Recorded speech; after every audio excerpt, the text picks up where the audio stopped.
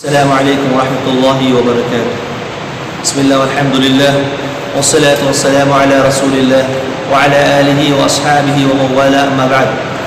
قال الله تبارك وتعالى في القرآن المجيد والفرقان الحميد: فأعوذ بالله السميع العليم من الشيطان الرجيم. واضرب لهم مثل الرجلين جعلنا لأحدهما جنتين من أعناب وحففناهما بنخل وجعلنا بينهما زرعا كلتا الجنتين آتت أكلها ولم تظلم منه شيئا وفجرنا خلالهما نهرا وكان له ثمر فقال لصاحبه وهو يحاوره أنا أكثر منك مالا وأعز نفرا. محترم حاضرین، سورۃ الکہف میں وارد قصوں کے سلسلے میں ہماری گفتگو ہو رہی تھی. پہلا قصہ آپ کے سامنے اصحاب کہف کا مختصر طور پر رکھا گیا. اس سے حاصل ہونے والے دروس، اسباق، جس میں ہمارے لیے عبرت و نصیحت کے پہلو ہیں، اس کا بھی تذکرہ گزشتہ درس میں کیا گیا. انشاءاللہ اللہ تبارک و تعالیٰ کی توفیق سے آج کے اس درس میں آپ کے سامنے سورۃ الکہف میں موجود دوسرا قصہ، جسے باغ والوں کا قصہ کہا جاتا ہے، اس کا تذکرہ کیا جائے گا. اللہ رب العزت نے اس کا تذکرہ سورۃ الکہف کی آیت نمبر 32 سے کیا ہے. آیت نمبر 32 سے 44 تک 44 تک اس واقعے کا تذکرہ ہے. یہ حقیقت میں واقعہ رونما ہوا ہے یا پھر بطور مثال اللہ تبارک تعالیٰ نے ذکر کیا ہے؟ اس سلسلے میں مفسرین کا اختلاف ہے. بعض مفسرین نے کہا ہے کہ یہ واقعہ حقیقتاً پیش آیا ہے، اور بعض نے کہا، بعض مفسرین کا خیال یہ ہے کہ یہ بطور تمثیل کے ہے، بطور مثال کے ہے، کہ اس طرح کی خوبی، اس طرح کی عادت اور برائی اگر کسی کے اندر ہے تو اس کا یہ انجام ہوگا جو اس واقعے کے اندر ذکر کیا گیا ہے، بطور مثال کے. جبکہ بعض مفسرین اس بات کی طرف گئے ہیں کہ یقیناً یعنی حقیقتاً یہ واقعہ پیش آیا ہے، رونما ہوا ہے. تو ان میں بھی یہ اختلاف ہے کہ یہ واقعہ مکہ میں پیش آیا، چند افراد میں، دو لوگوں میں، جس میں ایک کافر تھا، ایک مسلمان تھا، یا یہ کہ بنی اسرائیل میں یہ واقعہ پیش آیا. الغرض چاہے بطور مثال کے ہو یا حقیقتاً یہ واقعہ پیش آیا ہو، چاہے مکہ میں یہ واقعہ پیش آیا ہو یا پہلے کے زمانے میں یعنی بنی اسرائیل کے اندر یہ واقعہ پیش آیا ہو، ہمارے لیے عبرت اور نصیحت کے پہلو اس واقعے کے اندر موجود ہیں، جس میں اللہ تبارک و تعالیٰ نے دو لوگوں کی مثال دی. ایک مالدار شخص ہے، انتہائی مالدار، اور ایک غریب، فقیر، مسکین اور محتاج شخص. جو فقیر ہے، جو مسکین ہے، جو محتاج ہے، اس کے پاس ایمان ہے، ایمان کی دولت سے وہ مالا مال ہے. جبکہ دوسرا شخص جو کہ مالدار ہے اور اللہ تبارک تعالیٰ نے جس سے بے انتہا دولت سے سرفراز کیا ہے، اسے ایمان کی دولت سے محروم رکھا ہے. اس کے پاس سب کچھ ہے لیکن ایمان کی دولت سے وہ شخص محروم ہے، اور دونوں میں آپس میں مکالمہ ہوتا ہے. اللہ تبارک تعالیٰ نے دونوں کی باتوں کا تذکرہ، دونوں کا جو متکلمانہ انداز، مناظرانہ جو انداز ہے، اس کا تذکرہ کرتے ہوئے ارشاد فرمایا کہ اے نبی کریم صلی اللہ علیہ وسلم،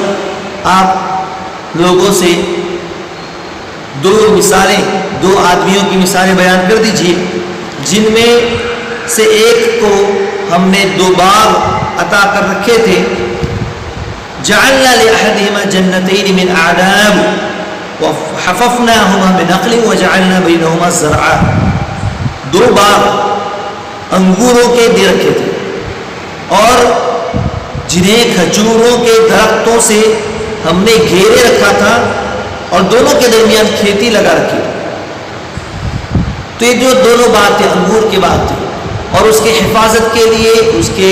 چاروں طرف سے کھجوروں کے بڑے بڑے درخت وہاں پر موجود تھے جو اس کی حفاظت کر رہے تھے، اس باغ کی آنے والی آندھی، طوفان اور مختلف قسم کی۔ اللہ تبارک تعالیٰ نے گویا کہ جو کھجوروں کے جو درخت ہیں اسے آڑ بنا دیا تھا ان کی حفاظت کے لیے، جو باغ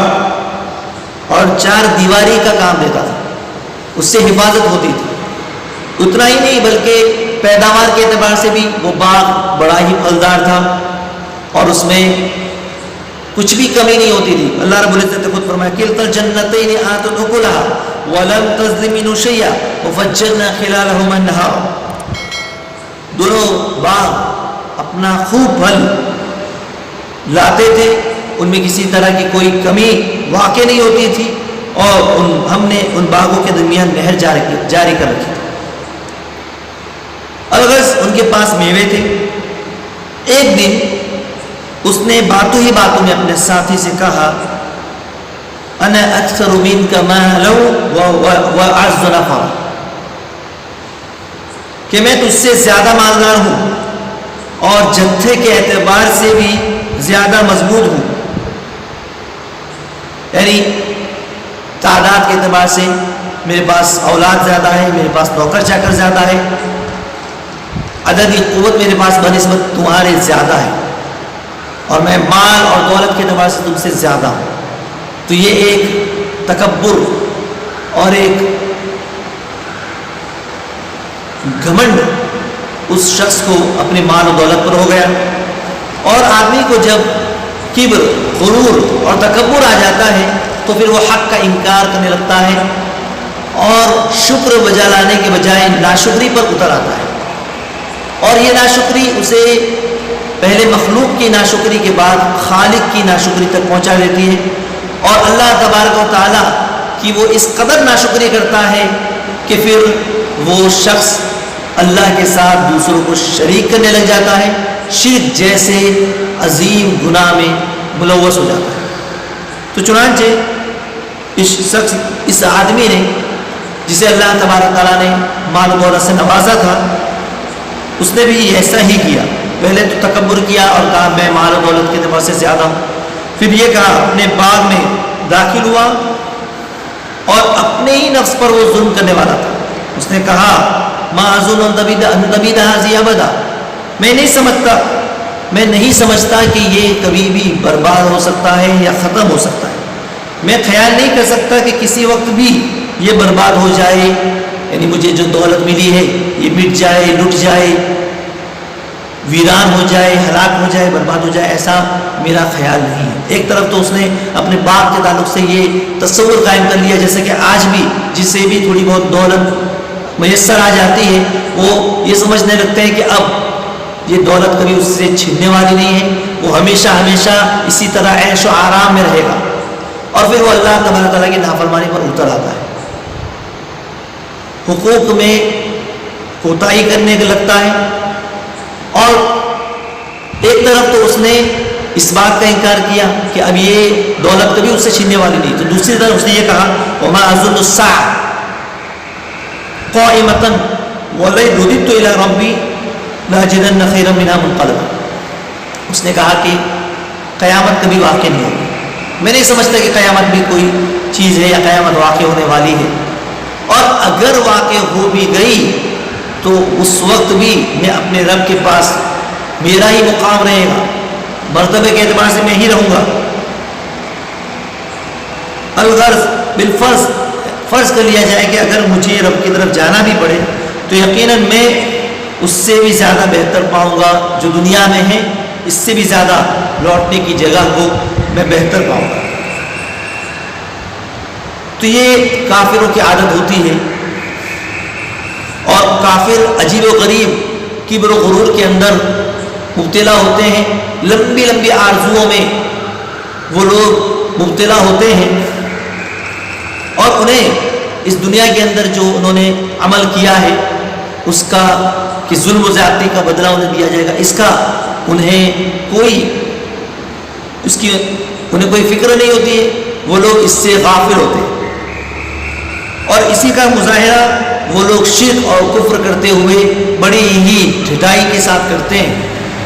کہ ہمارا کوئی کچھ نہیں بگاڑ سکتا، ہمیں کچھ نقصان نہیں ہو سکتا، بلکہ اگر ہم مر بھی گئے تو اللہ کے پاس بھی ہمارا مرتبہ اور زیادہ ہوگا، جیسا کہ دوسرے مقام پر اللہ رب العزت نے فرمایا وَلَئِن رُجِعْتُ إِلَىٰ رَبِّي لَأَجِدَنَّ وَلَئِن رُجِعْتُ إِلَىٰ رَبِّي إِنَّ لِي عِندَهُ لَلْحُسْنَىٰ، اگر مجھے رب کی طرف لوٹایا بھی گیا تو وہاں میرے لیے اچھائیاں ہی اچھائیاں ہوں۔ اور اس کے بعد جب اس طرح کا معاملہ ہوتا ہے اور وہ اپنی باتوں پر اڑے رہتا ہے تو آگے جو مومن بھائی ہوتا ہے اسے سمجھاتا ہے، کس طریقے سے سمجھاتا ہے، کس ناصحانہ انداز میں تذکیر و تذکیر کے ساتھ، واعظ و نصیحت کے ساتھ، اس کا تذکرہ انشاءاللہ کل کے درس میں کیا جائے گا۔ اور اس واقعے سے ہمارے لیے جو عبرت اور نصیحت کے پہلو نکلتے ہیں اس کا بھی تذکرہ انشاءاللہ کل کے درس میں کیا جائے گا۔ اللہ سے دعا ہے کہ اللہ رب العزت ہمیں قرآن کریم کو سمجھنے کی اور اس پر عمل کرنے کی توفیق عطا فرمائے، ان واقعات سے عبرت اور نصیحت حاصل کرنے کی توفیق عطا فرمائے۔ آمین وما علینا الا البلاغ المبین۔ السلام علیکم ورحمۃ اللہ وبرکاتہ۔